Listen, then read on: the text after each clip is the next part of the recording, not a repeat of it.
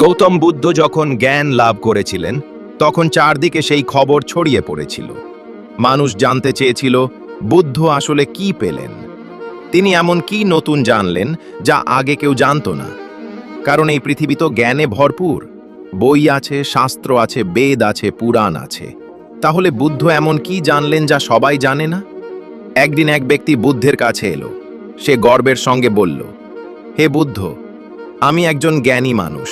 আমি গভীরভাবে সমস্ত শাস্ত্র অধ্যয়ন করেছি, বেদ পুরাণ সব পড়েছি, দীর্ঘদিন ধ্যান করেছি। শুনেছি আপনিও জ্ঞান লাভ করেছেন। আমি জানতে চাই আপনি কি এমন জ্ঞান পেয়েছেন যার আগে আপনি মূর্খ ছিলেন আর এখন জ্ঞানী? লোকটির কথা শুনে বুদ্ধ মুচকি হেসে বললেন, আমি কোনো কিছু অর্জন করিনি, বরং আমার যা ছিল সেটুকুও হারিয়ে ফেলেছি। লোকটি অবাক হয়ে জিজ্ঞেস করল, আপনি কি হারিয়েছেন? বুদ্ধ শান্ত কণ্ঠে বললেন, লোভ, আসক্তি, মোহ, হিংসা, ক্রোধ, কামনা, বাসনা এসবই আমাকে ছেড়ে চলে গেছে। লোকটি আবার জিজ্ঞেস করল, তাহলে আপনি কি পেলেন? বুদ্ধ চুপ করে রইলেন। লোকটি বলল, তাহলে মানুষ কেন বলে আপনি জ্ঞান লাভ করেছেন? আপনি কি জ্ঞান অর্জন করেননি? বুদ্ধ হেসে বললেন, আমি জ্ঞান অর্জন করিনি। জ্ঞান সর্বত্র আছে, প্রতিটি কণায় কণায় জ্ঞান বিদ্যমান। তাকে পাওয়ার দরকার নেই, আমি শুধু আমার অজ্ঞতা ত্যাগ করেছি। লোকটি বলল, অজ্ঞতা চলে গেলে তো জ্ঞানই থাকে। বুদ্ধ বললেন, যখন জ্ঞানও নেই, অজ্ঞতাও নেই, তখন কি থাকে? এই কথা শুনে লোকটি বুদ্ধের পায়ে লুটিয়ে পড়ল। সে বলল, হে বুদ্ধ, আমি কখনো এমনভাবে ভাবিনি। বুদ্ধ বললেন, আমার যা কিছু ছিল আমি সব হারিয়েছি। সব কিছু ছেড়ে দেওয়ার পরই আমি দেখেছি যেগুলোকে আমি ভালোবাসতাম, যেগুলো পেতে চাইতাম, সেগুলো সত্য ছিল না। লোকটি জিজ্ঞেস করল, তাহলে সত্য কি? বুদ্ধ বললেন, সব হারানোর পরেই আমি বোধিলাভ দেখেছি। কিন্তু তোমরা কি করো? তোমরা সব কিছু পেতে চাও। আমি কথা বলি হারানোর, আর তোমরা কথা বলো পাওয়ার। আমরা ধ্যান করি জ্ঞান পাওয়ার জন্য, কিন্তু আমরা কি কখনো স্বীকার করি যে আমরা অজ্ঞ? একজন যে নিজেকে জ্ঞানী মনে করে, তার জ্ঞান অর্জনের দরকার কি? সবচেয়ে বড় সমস্যা হলো আমরা নিজেকে জ্ঞানী ভাবি, আবার জ্ঞান অর্জন করতেও চাই। এটা কিভাবে সম্ভব? কারণ জ্ঞান অর্জন করতে পারে শুধু সেই ব্যক্তি যে নিজেকে অজ্ঞ বলে মেনে নেয়। আমরা আসলে বুঝতেই পারি না জ্ঞান কি আর অজ্ঞতা কি। যেটাকে আমরা জ্ঞান বলে ভাবি সেটাই আমাদের সবচেয়ে বড় অজ্ঞতা। যেমন আমাদের জ্ঞান বলে আমরা ডুবলে আমরা শ্বাস নিই, কিন্তু একটু গভীরভাবে ভাবুন, আপনি কি সত্যিই শ্বাস নেন? যদি আপনি শ্বাস নিতে পারতেন তাহলে ইচ্ছা মতো বন্ধ করতে পারতেন। তাহলে কি কোনো মানুষ মারা যেত?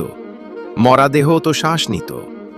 শ্বাস নিজে থেকেই হয়। কিন্তু আমাদের তথাকথিত জ্ঞান বলে আমি শ্বাস নিচ্ছি। মানুষ পৃথিবীতে আসার পর থেকে একইভাবে ভাবে হাঁটছে। লক্ষ্য করেছেন? ধনী হোক বা গরিব, সবার অনুভূতি এক। সবাই রাগ করে, সবাই ভালোবাসে, সবাই স্বার্থপর, সবাই লোভী, সবাই অন্যদের ছাপিয়ে যেতে চায়। ইতিহাসে বহু রাজা সম্রাট এসেছে যারা নিজের সম্মান বাড়াতে অসংখ্য ধ্বংস করেছে। আজ তারা নেই, আমরা আছি। রাজা যা করেছে একজন গরিব মানুষও তাই করে।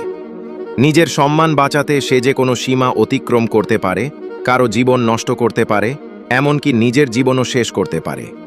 শেষ পর্যন্ত সম্রাট হোক বা গরিব, দুজনেই জীবন ত্যাগ করে। একজন যুদ্ধক্ষেত্রে, আরেকজন নিজের কুঁড়ে ঘরের সামনে। কিন্তু মৃত্যুর যন্ত্রণা একই। হাজার বছর ধরে সবকিছু একইভাবে চলছে, শুধু মুখ বদলাচ্ছে।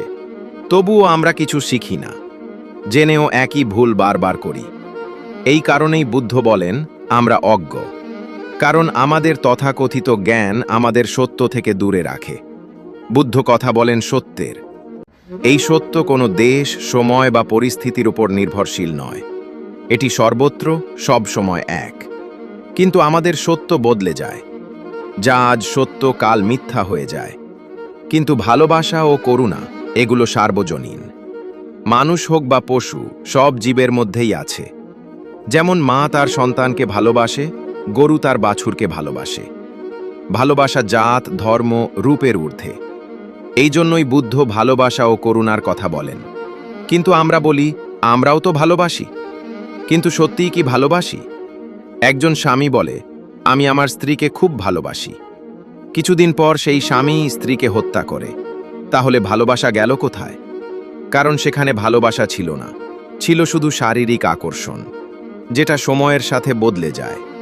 আমরা আচরণ শিখি কোথা থেকে? পরিবার, সমাজ, চারপাশ থেকে।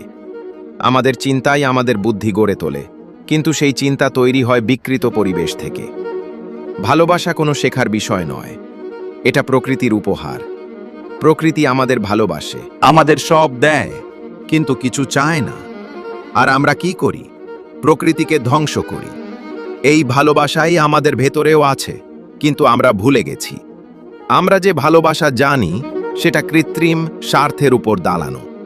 আমরা সমাজকে নকল করি, দেখানোর জন্য ভালোবাসি। লোকে যেন বলে, দেখো ও কত ভালোবাসে। কিন্তু সত্য খুব কাছেই, আমাদের ভেতরেই। আমরা নিজের চোখে নিজেরাই কাপড় বেঁধে রেখেছি। ভান, অভিনয়, সমাজের অনুকরণ, এই সবই আমাদের অন্ধ করে রেখেছে।